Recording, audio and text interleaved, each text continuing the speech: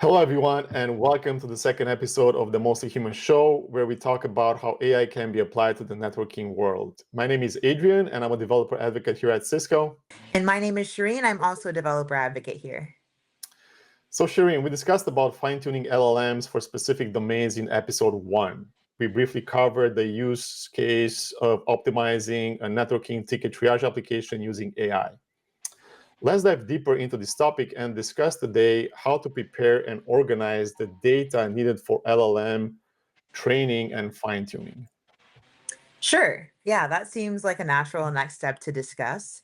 As an engineer, having an LLM that understands network configuration, logs, and even RFCs is essential. The goal of fine tuning a model is to take a general purpose, powerful model and then teach it a language and patterns for a specific domain like networking. So we're talking basically about feeding the LLM all our networking data, right? What kind of data are we even talking about? We generate lots of logs. We have our device configuration files. We have tickets, design documents. There's a lot of data in here. So, yes, that data is what powers the LLM through how it's structured, and that's what allows the model to learn from it. So, in the specific case of networking data that we deal with through, these config files, all of that raw data in plain text or CSVs, proprietary binary for some logs, all of that is transformed into a sequence of tokens that the LLM can then understand. So you may have heard about tokens in other contexts with LLMs, like context windows or memory, but that's like another topic. The most common way to transform this information into tokens is through a format called JSONL or JSON Oh, lines. JSON lines. Is that similar to regular JSON that we know? Yeah, it's pretty similar. The difference is that it's like in a line-based format. So each line in the file is a complete self-contained JSON object. When you're structuring configuration files, because they're already text-based, they would be loaded in as an input into this JSON lines format as an instruction. And then you would put the value of maybe a task, like configuration analysis or generation or impact prediction for the data. Gotcha. So if I wanted to use an LLM to help me configure a device, how do I identify the appropriate data for this? Funny you ask. I have some JSON lines examples here today. A full device configuration could be the input, and the output could be something like the explanation of a specific section or a generated command based on an instruction. All right, so in this format here that we see, the instruction is basically the task or the question for the model. The input field and the input data is the optional context or data the instruction operates on. And then the output is the desired response or completion from the model. So I would have to organize my configuration files into this JSON lines format with 3 sections: instruction, input, and output. What about network device logs? Logs are textual, but often have a lot of highly verbose and inconsistent data. So in the fine tuning world, we'd consider that like a noisy data set, meaning that they would need significant cleaning and normalization to be processed. Each log entry or a sequence of related log entries would form the input. And then the instruction could be to diagnose the issue, as you can see here, or summarize the events or identify the anomalies. And then the output would be the model's interpretation of what we asked it. Great. So I start seeing a pattern here. Log files, we need to also be following the 3-section JSON lines format with instruction, input, and output. Would it be the same for performance metrics, for example, about latency, jitter, packet loss, CPU, and memory utilization, stuff like that? Yes. So, well, it's kind of tricky. These are typically numerical data, and this numerical data would come from like a CSV file or Prometheus or Grafana. They need to be contextualized and described in natural language still. So you need to convert those numerical metrics into something descriptive like a sentence or summary. All right, so it's pretty much like we see here. in Yeah. this example. Okay, this makes a lot of sense. So we've covered configuration files, logs, and performance metrics. But what about the why behind things? Like, why did we choose BGP over OSPF for a particular segment, or why a specific ACL was implemented in the first place? That's usually information that's buried in design documents or our internal wikis. Yeah, so the reason for that is because those examples are largely unstructured or semi-structured text. They can be directly used as input or as part of the instruction to teach the model about specific network designs, or policies or troubleshooting procedures. And it's able to do that through chunking large documents into smaller, more coherent passages.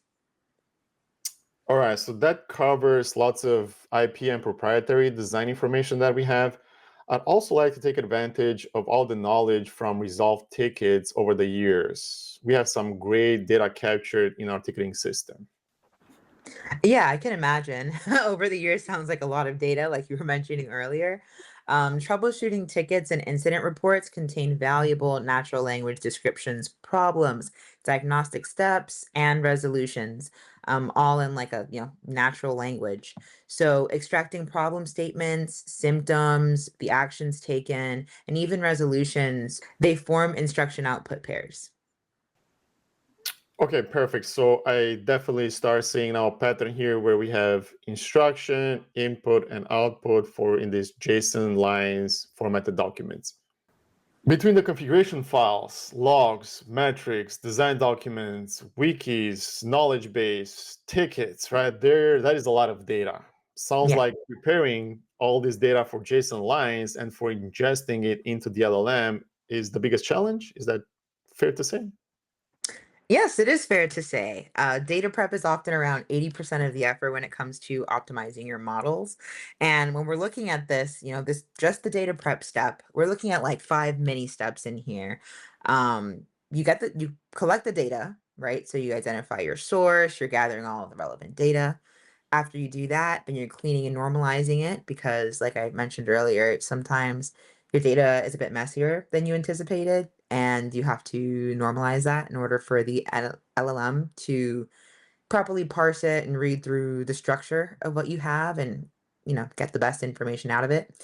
Then you want to chunk it because, again, in terms of numbers, a lot of these data sets are very large. So chunking, you need to break down these large documents or log files and make them into smaller, more manageable segments for the LLM to read from.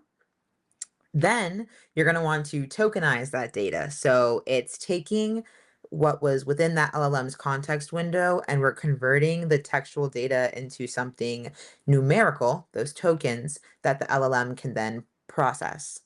And sometimes you also want to add a fifth step, which is annotation for specific tasks. Since in this case, like we said, we are interested in an LLM that is specializing in networking, then you want to look at the outputs that you have and make sure that they precisely answer those networking topics or commands or structured responses that you want the LLM to answer with that annotation that's done with instruction response pairs.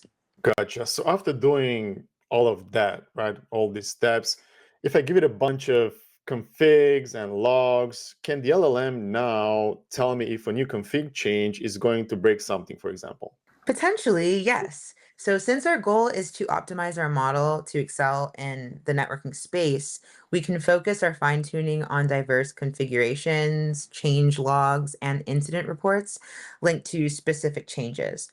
And with that data, allowing our LLM to analyze all of that, we're able to do things like predict impact, generate configs, automated troubleshooting, and natural language interface processing.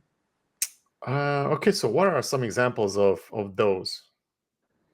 Well, given that we already know now, right, like how to create these JSON lines of instructions, input, output, a narrative of predicting impact would be something like this BGP configuration change on router X might affect routes to network Y and Z, something like that. And then if you want to do like generating configurations, you'd want to do an instruction like create a VPN tunnel between router A and B with these parameters.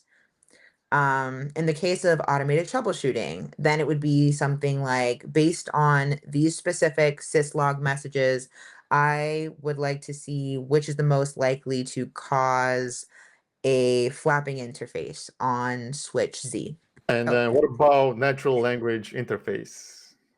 yes. So for natural language interface, we'd want to say something like, show me all the interfaces with high error rates in the data center. And then with that, we're able to get a precise query or even a summary of our entire interface.